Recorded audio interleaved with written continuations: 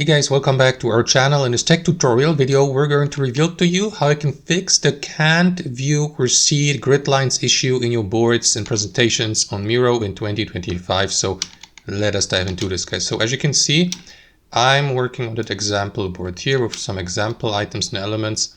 And guys, if I, for example, mark or select all of these elements, you will see these grid lines slightly highlighted in the background.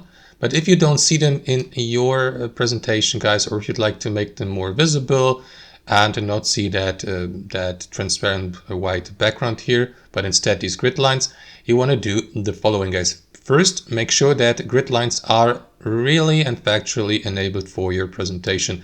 To do that, click into these three dots in the top left next to your board name, hover your mouse over view, and here to the right, hover your mouse over grid, and make sure that one of these options here is enabled, line grid or dot grid, and not none, because if you select none, there won't be any grid lines, as you can see. So make sure that you select one of these two options here. Let me go with line grid. And after that, guys, if you still don't see them, guys, you want to simply change the background color. That is going to make your grid lines perfectly visible. So again, click into these three dots here.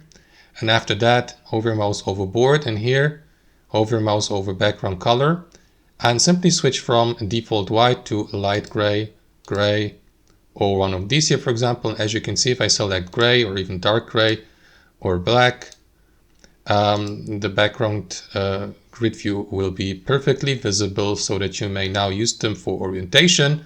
And that's it, guys. That's how you fix this issue.